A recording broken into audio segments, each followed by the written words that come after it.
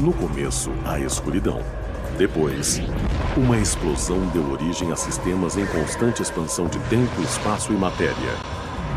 A cada dia, novas descobertas desvendam os enigmáticos e admiráveis segredos de um lugar que chamamos o Universo. Elas são os olhos e ouvidos da humanidade no espaço exterior, explorando as planícies de Marte, os geysers da Lua de Saturno e as superfícies ardentes das estrelas distantes. Elas são as sondas espaciais, exploradores robóticos que são os avatares interestelares da humanidade.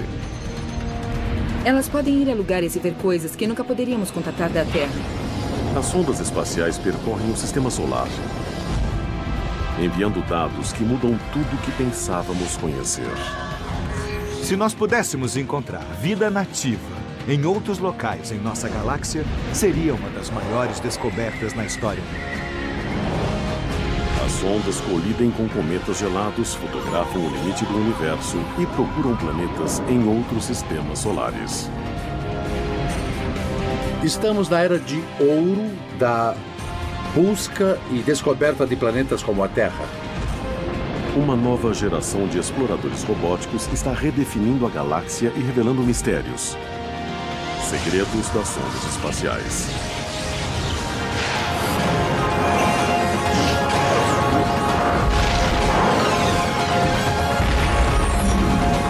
O Universo. Segredos das sondas espaciais.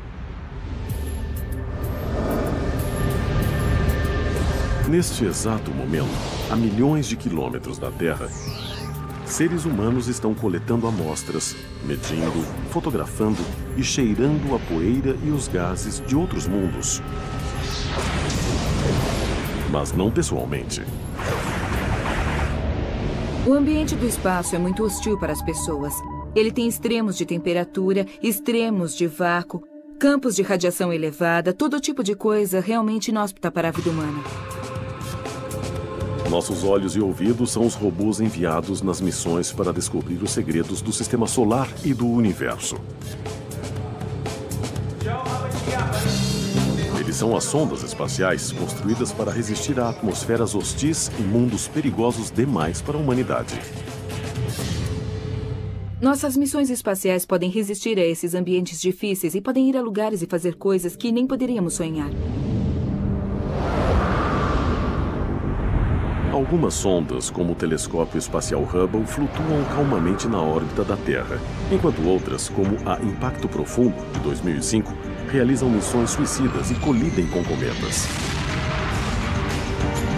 Outras sondas são enviadas para descobrir os segredos de planetas como Marte, Júpiter, Saturno e suas luas, captando imagens e analisando-as em órbita e pousando na superfície para explorar ou coletar amostras.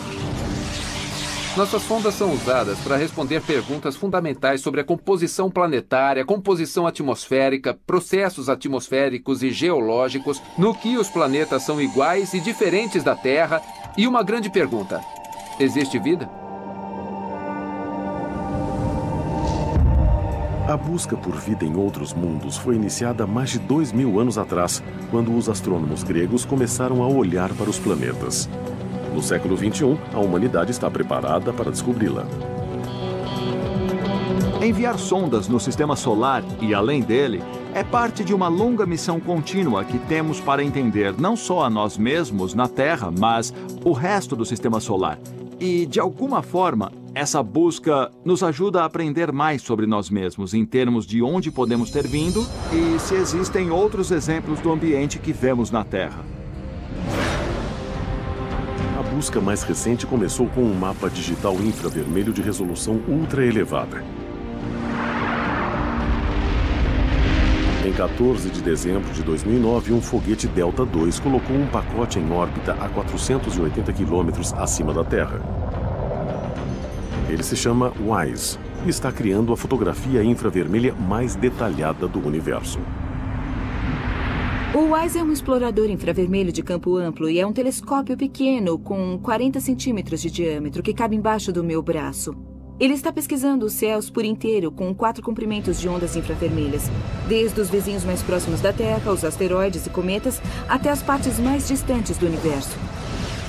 Ao contrário do telescópio Hubble, que usa comprimentos de ondas de luz visível até ultravioleta, o WISE sonda o universo com luz infravermelha. Os seres humanos recebem o infravermelho como calor. Quando sentimos o calor do Sol na pele, o que estamos sentindo são os raios infravermelhos vindos do Sol.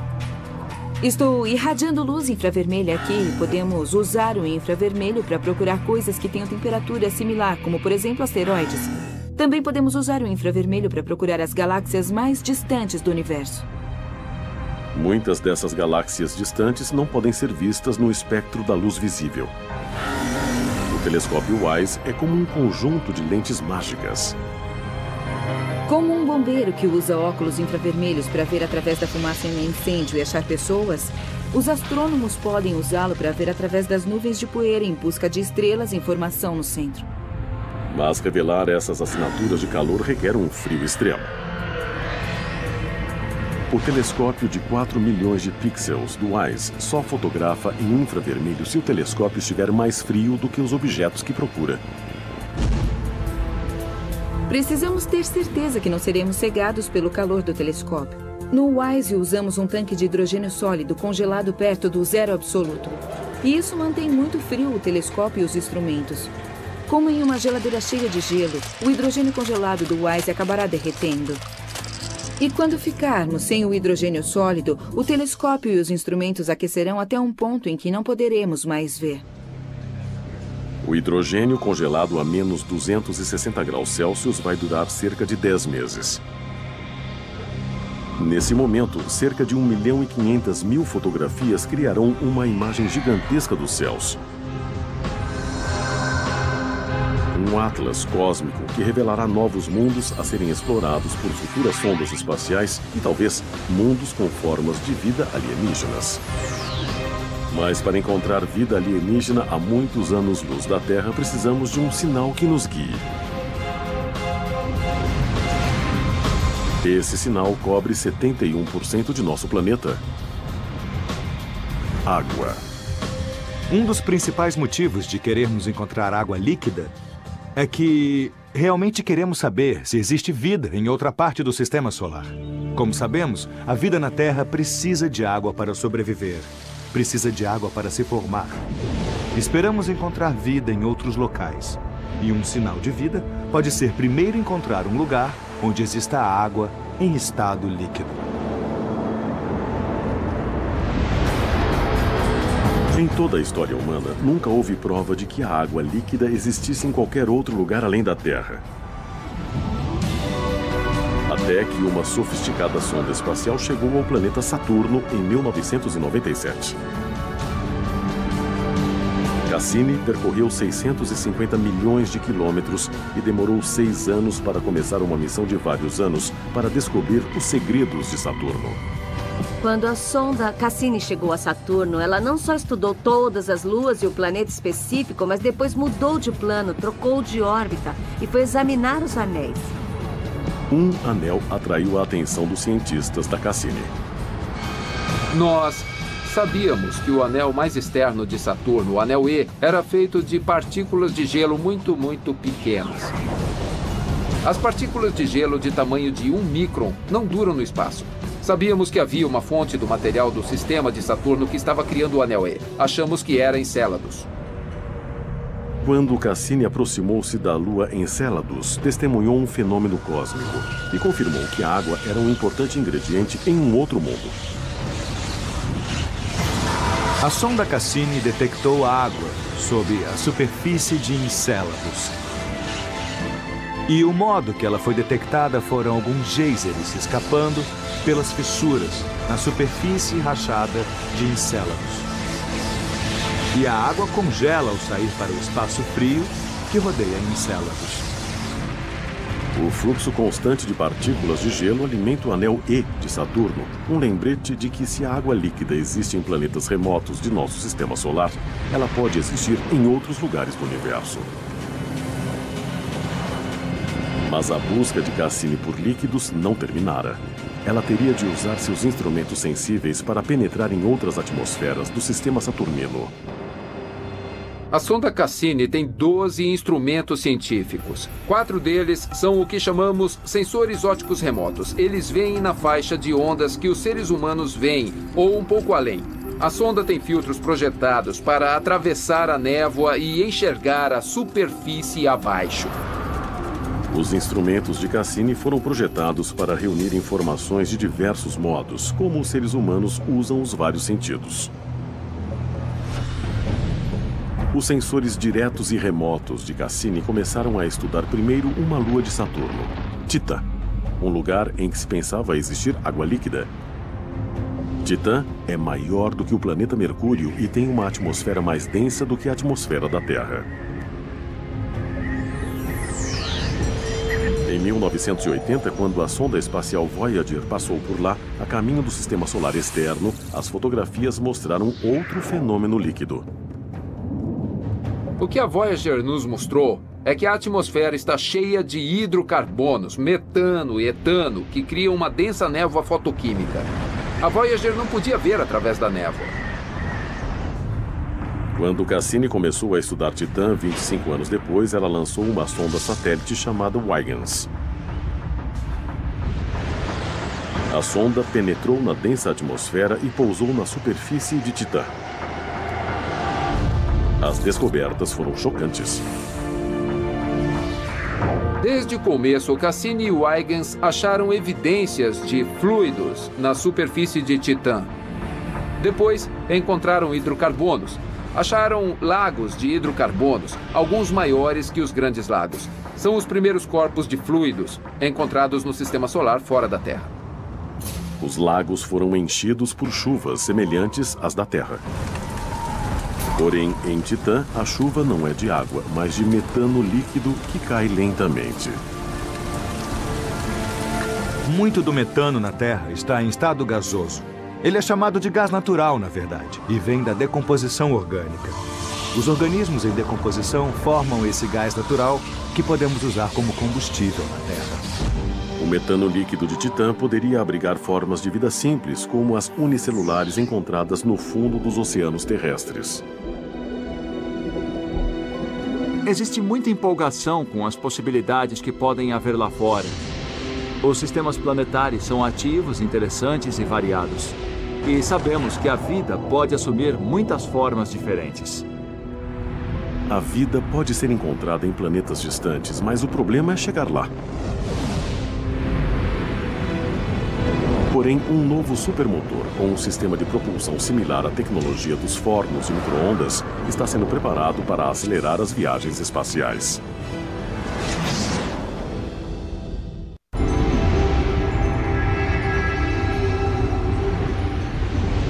As sondas espaciais podem ir onde nenhum ser humano jamais foi. Mas durante décadas, os cientistas enfrentaram uma dura realidade. As sondas espaciais podem fracassar. Cada uma que teve sucesso foi construída sobre 50 anos de missões fracassadas. A história começa em 1960, com as primeiras tentativas da NASA para alcançar os vizinhos mais próximos da Terra. As primeiras sondas Ranger foram projetadas para tirar fotos da Lua antes de colidir com ela. E as primeiras 6 Rangers erraram o alvo completamente. Mas aprendemos depressa. E alguns meses depois das sondas Ranger, enviamos uma sonda que conseguiu passar perto de Vênus. Em 1962, a sonda americana Mariner 2 foi a primeira nave a passar por Vênus e relatar que nosso vizinho não é parecido com a Terra. Costumávamos pensar que Vênus poderia ser uma irmã gêmea da Terra, com selvas úmidas e quentes. Bom, a sonda espacial nos disse: sinto muito, Vênus não é assim. A sonda da NASA revelou que Vênus é quente demais e as pressões são altas demais para suportar vida. Em 1970, a primeira sonda a pousar em Vênus não foi americana, e sim soviética. A sonda Venera tinha uma concha interna, um centro de titânio que era forte e podia suportar, pelo menos por algum tempo, as enormes pressões e o intenso calor da superfície de Vênus. Assim, as primeiras sondas de Vênus foram destruídas em meia hora, ou no máximo 1 hora. Elas podiam coletar dados apenas por um tempo bem curto, antes de serem esmagadas. Mas os dados enviados antes de sua destruição foram precisos e surpreendentes. As condições na superfície de Vênus são infernais. A temperatura é de cerca de 460 graus Celsius. Isso é muito, muito alto. Quer dizer, o ponto de fervura da água é 100 graus. E o chumbo funde a uma temperatura menor do que 460 graus. Então o chumbo derreteria na superfície de Vênus se houvesse chumbo lá. É um lugar muito ruim para ir. Vênus foi um ótimo terreno de treinamento para os cientistas da sonda. Mas há um objetivo mais distante e difícil, cujos extremos são ainda mais destrutivos do que Vênus. Os planetas externos. E para chegar lá, é preciso mais do que um grande foguete. Um dos maiores problemas com as sondas espaciais é ter combustível suficiente para chegar onde se quer ir. Foguetes queimam muito combustível. E se continuar com foguetes, vai ficar sem combustível, então sua sonda morre. Mas existe uma solução no próprio cosmos. A gravidade. No início dos anos 60, descobrimos que podemos usar a gravidade dos planetas para ajudar uma nave a acelerar para ir mais longe no sistema solar. Isso abriu o sistema solar externo à exploração. A técnica chama-se ajuda gravitacional, um motor virtual que usa a imensa gravidade dos planetas para auxiliar uma nave em uma trajetória planejada.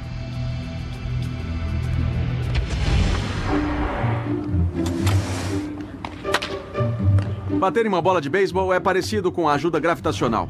A sonda espacial chega a um planeta, é pega pela gravidade e relançada em outra direção. Como ao atingir uma bola de beisebol com um taco, jogamos a bola em outra direção. Quando o bastão colide com a bola, ele muda a direção do movimento da bola e pode impelir a bola com velocidade maior do que ela originalmente tinha. Ao entender a força gravitacional dos planetas, a NASA conseguiu lançar as sondas mais longe para chegar aos planetas externos. A jornada da Cassini cobriu 270 milhões de quilômetros até os lagos de metano em Titã, uma das luas de Saturno. Sem a ajuda gravitacional, essa sonda, que pesa 12 toneladas na gravidade terrestre, nunca teria chegado ao sistema solar externo. Não temos impulso suficiente para enviá-la diretamente a Saturno. Não exploraríamos Saturno se não fosse pela gravidade dos planetas internos. A exploração espacial do século XXI pretende enviar sondas além dos planetas externos para as estrelas distantes. Mas a ajuda gravitacional não tem força para nos levar até lá. A viagem pelo espaço profundo exige propulsão que parece saída da ficção científica. O motor de íons. O motor de íons é como um mini acelerador linear. Você acelera os íons atrás e a nave vai na direção oposta. O motor de íons tem um impulso muito baixo, mas opera por meses a fio e acaba levando a nave a velocidades cada vez maiores. O motor de íons substitui o combustível químico com um gás inerte como o xenon, que recebe uma carga elétrica e é ionizado. Então, um campo elétrico acelera os íons que saem atrás da nave, impelindo-a para frente. A propulsão a íons não é como um motor de foguete. Um motor químico comum de foguete tem o impulso de uma espingarda de cano duplo. Esta espingarda é um motor de foguete químico, como os motores do ônibus espacial. Eu estou na Terra sobre um trilho. A pergunta é, será que o impulso da espingarda supera o atrito entre as rodas e o trilho? Um único tiro move a plataforma cerca de 15 centímetros. Um segundo tiro faz o impulso continuar. Mas agora trocamos a espingarda por uma arma menor. Agora eu tô com um fuzil 22, que é um pouco diferente da espingarda. A espingarda lançava algumas balas a uma velocidade bem moderada. O fuzil dispara uma pequena bala em alta velocidade. A diferença é que isso é mais como um motor de íons. O fuzil 22 move a plataforma a menos de 2 centímetros. Vários tiros movem-na um pouco mais.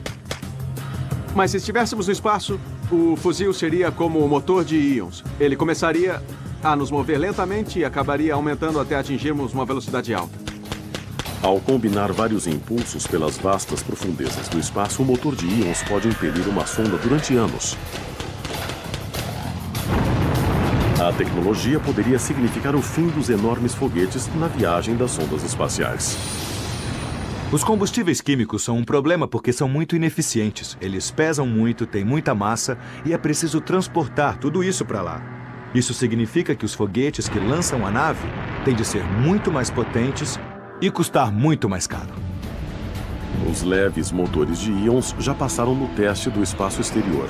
Eles impulsionaram a sonda Deep Space One nos anos 1990 e recentemente impeliram a sonda Hayabusa do Departamento de Exploração Aeroespacial do Japão e a ajudaram a pousar num asteroide. Os motores de íons vão mudar completamente a exploração do espaço profundo, porque podemos ir a muitos lugares sem ter de carregar muito combustível. E podemos chegar lá, no final, mais depressa, dependendo de onde estivermos indo. Um lugar onde podemos ir é nosso vizinho mais próximo. Até o momento, a sonda Mars Express da Agência Espacial Europeia foi a mais rápida, com 6 meses de viagem. Mas um motor de íons deve bater esse recorde. Um motor de íons pode diminuir o tempo de viagem até Marte para umas poucas semanas. 5 semanas até Marte é apenas o princípio. O próximo passo em motores de íons irá aumentar a velocidade até 100 vezes mais. Ele se chama VASMIR, sigla de Foguete de Impulso Específico Variável de Ímã e Plasma.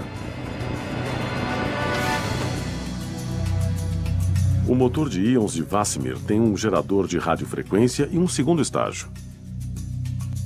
Um dos pontos principais é que ele funciona como um forno de micro-ondas. Do mesmo modo que a energia eletromagnética do raio de micro-ondas aquece a comida, o plasma é superaquecido e recebe mais energia. Ele cria um campo magnético muito forte que capta o plasma superaquecido e o lança para trás de uma velocidade muito alta. Os íons podem ser superaquecidos até 555 mil graus Celsius. Isso é o bastante para enviar a sonda muito além de nosso sistema solar. Conforme a tecnologia de foguetes avança, os portais do espaço profundo se abrem para a exploração. Só precisamos de um destino. Neste momento, uma sonda espacial está vasculhando os céus em busca de uma nova Terra e de uma nova forma de vida.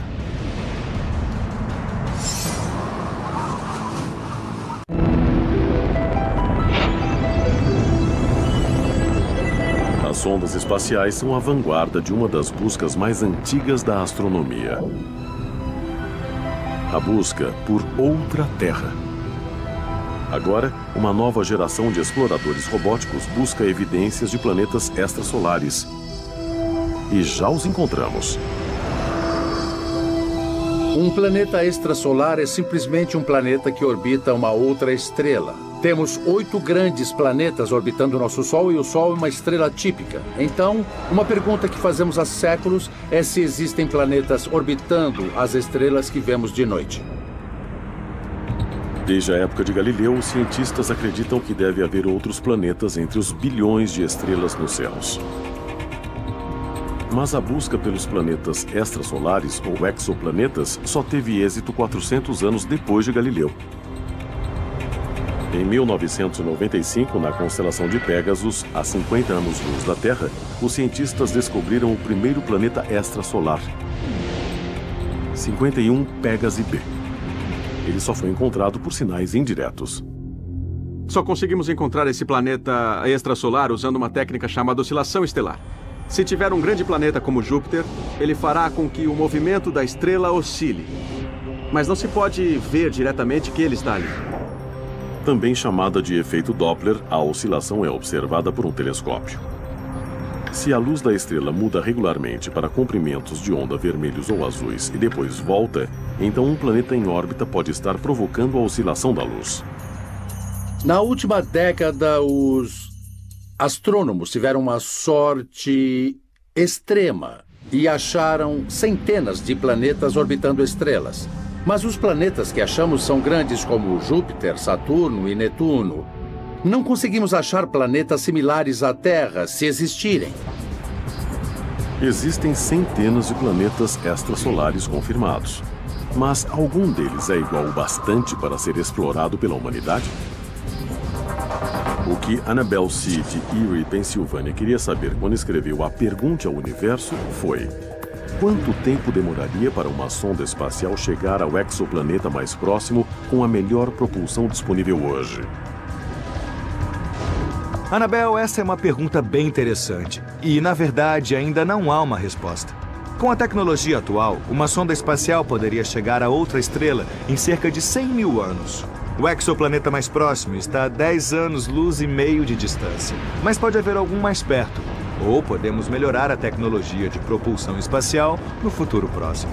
Então, talvez possamos baixar isso para uns 10 mil anos em um futuro relativamente próximo.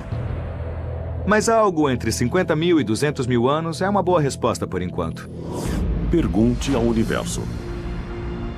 Encontrar planetas como a Terra significa olhar mais profundamente no cosmos, para as estrelas mais distantes e menos luminosas. Um método revolucionário de observá-las pode logo encontrar uma nova Terra.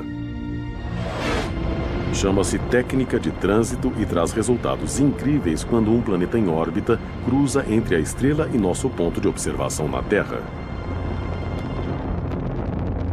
Então, vamos imaginar que este refletor seja o disco de uma estrela e que um inseto voando em frente do refletor seja o planeta. Conforme o inseto passa na frente e rodeia o refletor, ele bloqueia um pouco da luz do refletor, como acontece quando um planeta cruza na frente de uma estrela, como o Sol. A diminuição da luz pode ser de menos de 0,1% da luz da estrela. Mal dá para notar, mas é mais do que suficiente para uma sonda espacial que esteja vasculhando o cosmos. Gostaríamos de saber se há outro planeta como a Terra em algum lugar, e a missão do Kepler tem boa chance de descobrir se existe. A sonda espacial Kepler é o olho potente usado pelos cientistas para achar planetas como a Terra, que são uma agulha no palheiro. O telescópio da sonda usa uma câmera de 95 megapixels para procurar planetas em trânsito. A missão Kepler está usando a técnica de trânsito para procurar novos planetas extrasolares. Com a técnica de trânsito, Kepler está observando milhares de estrelas, esperando que a luz diminua um pouco quando o planeta passar diante da estrela. A Via Láctea é composta por bilhões de estrelas e potencialmente bilhões de planetas como a Terra. A chance de encontrar uma Terra orbitando uma estrela específica é muito baixa. E assim, Kepler observa milhares de estrelas ao mesmo tempo. Aqui eu tenho um DVD para representar um sistema planetário com uma estrela no centro e um planeta orbitando na borda externa. E é claro, na maior parte do tempo, o sistema planetário está inclinado para a nossa linha de visão. Assim, enquanto o planeta orbita, ele nunca cruza diante da estrela, bloqueando a luz. Mas se tivermos sorte e o plano orbital do planeta for visto na horizontal, então o planeta cruza na frente da estrela, bloqueando parte da luz e diminuindo a estrela. Assim, temos de observar dezenas ou mesmo centenas de milhares de estrelas para ter a sorte de achar alguns planetas que cruzem na frente da estrela. Enquanto o mundo espera, Kepler observa as estrelas distantes de um momento para o outro. Mas se encontrar uma nova Terra, o que poderemos descobrir sobre ela? Como ela será? Poderia existir vida? Quando Kepler encontrar planetas como a Terra, e eu tenho certeza de que isso acontecerá, o próximo passo será tentar analisar a luz desse planeta. Qual é a composição química dessa Terra? Ela tem uma atmosfera de oxigênio ou só de dióxido de carbono ou metânio? O planeta tem continentes e oceanos? Tem água na superfície? Atualmente, não temos tecnologia para analisar a atmosfera de um planeta distante. Mas isso logo mudará. Em 2015, o telescópio espacial James Webb terá 4 vezes mais capacidade de imagens do que o Hubble. Isso permitirá que os cientistas observem moléculas na atmosfera de um planeta similar à Terra, que esteja a milhares de anos-luz da Terra. Estamos na era de ouro da busca e descoberta de planetas como a Terra. Este é o momento em que os seres humanos vão encontrar as primeiras terras, entendê-las, entender o quanto elas são comuns, mas queremos ir além. Os telescópios espaciais e as sondas interestelares podem fazer mais do que encontrar novos planetas e descobrir os seus habitantes.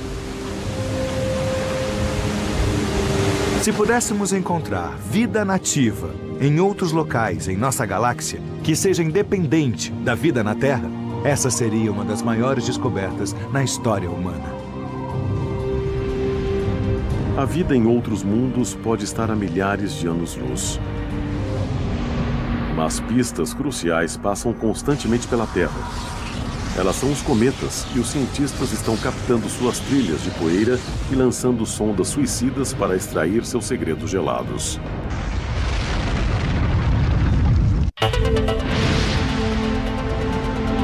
As sondas espaciais ampliaram os limites do nosso conhecimento do cosmos. Enquanto a humanidade inicia uma idade de ouro da exploração interestelar, algumas sondas revelam segredos muito mais perto da Terra. Nosso sistema solar está cheio de partículas que se movem depressa, incluindo as gigantescas bolas de gelo e poeira chamadas cometas.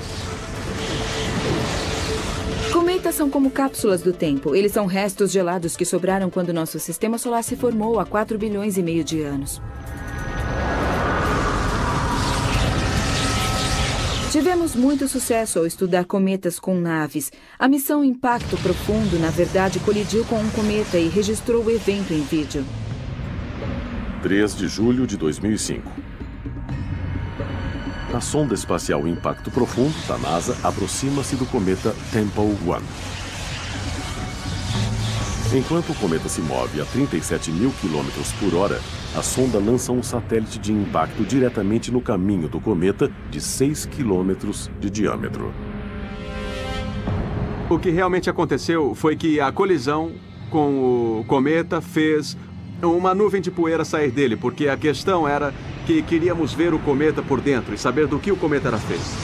O impacto liberou cerca de 5 milhões de quilos de gelo e 27 milhões de quilos de poeira do Tempel 1. Foi a primeira vez que os cientistas puderam registrar e estudar material de cometa de perto e revelar como um cometa realmente é. As sondas espaciais nos disseram que um cometa é mais como uma melancia congelada do que como uma bola de neve suja. Ele se mostra uma camada de gelo dura e compactada com poeira misturada. Então a bola de neve suja está dentro, ela tem um tipo de casca e depois a melancia está no interior. Conforme sua órbita se aproxima do Sol, ele aquece e a água no interior se transforma em vapor. É por isso que vemos a cauda de poeira e os geysers saindo do cometa. A sonda Impacto Profundo enviou imagens incríveis, mas não pegou o cometa pela cauda. Essa tarefa ficou para uma sonda chamada Stardust. Em 2004, a Stardust passou a 240 quilômetros do cometa Wild 2. A sonda Stardust literalmente voou pela cauda do cometa para coletar material que estava sendo liberado pela superfície do cometa. Para captar as partículas, Stardust utiliza um coletor do tamanho e formato de uma raquete de tênis, com o interior preenchido por um gel esponjoso. Conforme o cometa passa, as partículas penetram no gel com uma velocidade 6 vezes maior do que uma bala de fuzil. Estamos literalmente pegando o material de que os cometas são feitos e certamente o material de que os planetas, os asteroides e as luas em nosso sistema solar também são feitos. Estamos nos aproximando do material original, do material a partir do qual o nosso sistema solar foi constituído.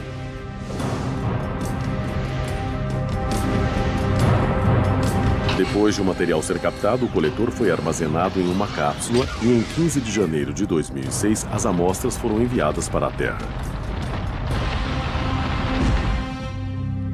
Entre os primeiros segredos encontrados no gel estavam as moléculas de glicina, um aminoácido usado pelos organismos vivos para fazer proteínas, um requisito fundamental para a vida.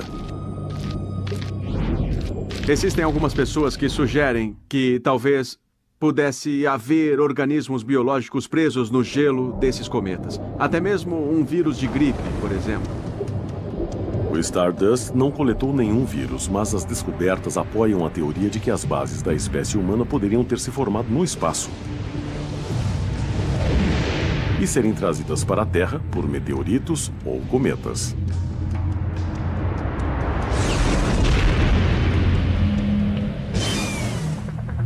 Um segredo ainda mais estranho foi encontrado no gel. Partículas que nem as sondas espaciais de longo alcance conseguiram coletar. Material de outros sóis.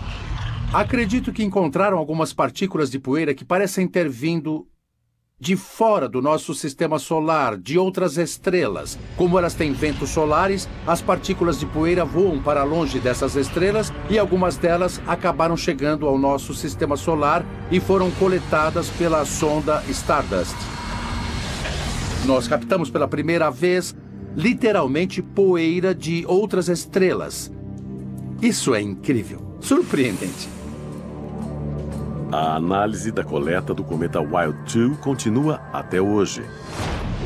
E pode trazer mais informações sobre as origens do nosso cantinho no universo. Se quiser entender como nosso Sol e os planetas se formaram, você precisa entender o material com que foram formados. Mas uma compreensão melhor do universo pode vir não das partículas dos sóis distantes, mas da estrela mais perto de nós. Uma sonda revolucionária está aguardando a data de lançamento para voar direto para a região mais quente que o homem jamais tentou explorar.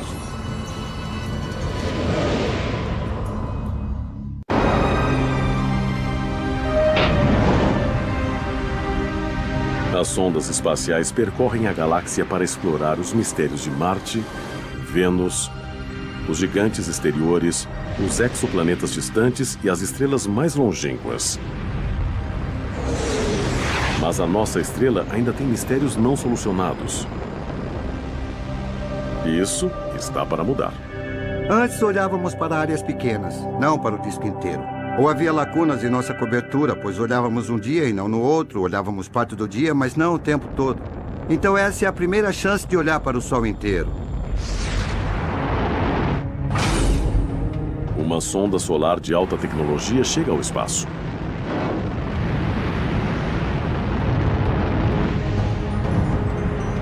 Sua missão: observar o Sol 24 horas por dia em cor e alta definição. E transmitir imagens para a Terra por banda muito larga. O Observatório de Dinâmica Solar tira imagens do Sol em resolução muito alta, em muitos comprimentos de onda. Resumindo, faz filmes do Sol. Usando 4 telescópios de alta definição, a sonda transmite em um canal de alta definição para a Terra, enviando 50 vezes mais dados científicos do que qualquer outra sonda na história da NASA. É empolgante olhar para algumas das primeiras imagens. O que vemos é que coisas muito pequenas em um lugar têm um grande efeito em outro local. Podemos ver algo perto do centro do disco, o centro do Sol, e perceber a conexão com o que estava acontecendo a 150 ou 300 mil quilômetros dali. A ótica avançada observa o Sol em 10 comprimentos de onda diferentes, inclusive o ultravioleta extremo. Esse comprimento de onda é tão mortal que, sem a atmosfera superior da Terra para filtrá-lo, um dia na praia seria fatal. Nosso objetivo é olhar dentro do Sol para ver o que acontece abaixo da superfície. Quais são as correntes, qual é o movimento e como tudo se conecta no quadro geral. A sonda vai ativar um sensor, o visualizador magnético heliosísmico, que pode ver através da ardente superfície solar. O visualizador magnético heliosísmico usa ondas de som para ver no interior como fazem os sismógrafos para terremotos. Podemos usar ondas de som dentro do Sol para ver o que acontece por dentro. Olhamos para as vibrações que refletem na superfície e tentamos entender o que acontece no Sol. É o centro, o dínamo solar, que os cientistas mais desejam entender. É dali que surgem as violentas e imprevisíveis erupções de material de alta energia que podem ameaçar a Terra. Esse material é carregado e costuma tomar a forma do que se chama uma ejeção de massa da coroa. É uma grande quantidade de material sob a forma de partículas carregadas. Essas partículas carregadas chegam à Terra e interagem com o nosso campo magnético. Se pudermos chegar mais perto para fazer medidas diretas desse tipo de atividade, entenderemos melhor como esses processos funcionam. Chegar perto dos corpos planetários é algo que as sondas espaciais fazem há meio século. Mas aproximar uma sonda do Sol é uma missão suicida, não é? Com o lançamento marcado para 2015, a Solar Probe Plus voará direto para os 2 milhões de graus da coroa solar. E sobreviverá. A Solar Probe Plus vai chegar muito perto do Sol, a 8 ou 9 raios solares de distância do Sol. Para comparação, a Terra está a 200 raios solares do centro do Sol. Então a Solar Probe Plus vai ficar imersa completamente na coroa. A coroa é uma parte misteriosa do nosso Sol. Embora distante do núcleo do Sol, ela é mais quente do que a superfície do Sol. Mas se um homem pudesse chegar ali, teria uma surpresa gelada. A coroa solar é muito quente, com temperatura de milhões de graus. Isso significa que as partículas se movem muito, muito depressa. Então você pode pensar que se entrasse na coroa, iria se queimar. Mas existem tão poucas partículas que a quantidade total de energia transferida para um corpo é menor que a quantidade de energia irradiada. Então, de fato, você iria congelar se ficasse imerso na coroa solar, desde que tivesse um bom escudo térmico protegendo do disco do Sol. A Solar Probe Plus será equipada com um leve escudo térmico de espuma de carbono, que lhe permitirá aguentar o imenso calor, o efeito congelante e até operar perto da temperatura ambiente. Ao completar sua missão, a Solar Probe Plus revelará a estrutura dos campos magnéticos do Sol e estudará o fluxo de energia que aquece a coroa solar e torna possível a vida na Terra. É importante lembrar que o Sol é a estrela mais próxima. E é realmente importante estudar o Sol como parte de todo o projeto de estudo das estrelas no universo. As sondas espaciais nos trarão um conhecimento muito além do Sol, a respeito das partes distantes da galáxia, onde bilhões de outros sóis brilham e possivelmente alguns planetas azuis aguardam os futuros exploradores humanos. Para descobrir alguns dos maiores segredos do universo, precisamos de sondas, porque elas podem ir a locais e ver coisas que nunca poderemos daqui da Terra. Existe uma razão profunda para enviar sondas ao espaço. Os seres humanos têm no DNA a curiosidade e a exploração. E, é claro, as sondas que enviamos ao espaço, aos planetas e até mesmo às estrelas representam nossa migração para o cosmos. É quase certo que nosso destino, como espécie, seja sair da Terra e ir para a nossa galáxia e para o universo inteiro. Até esse dia, as sondas espaciais continuarão a estudar as maravilhas do cosmos. E o universo continuará a revelar seus segredos para esses avatares robóticos da jornada humana pelas estrelas.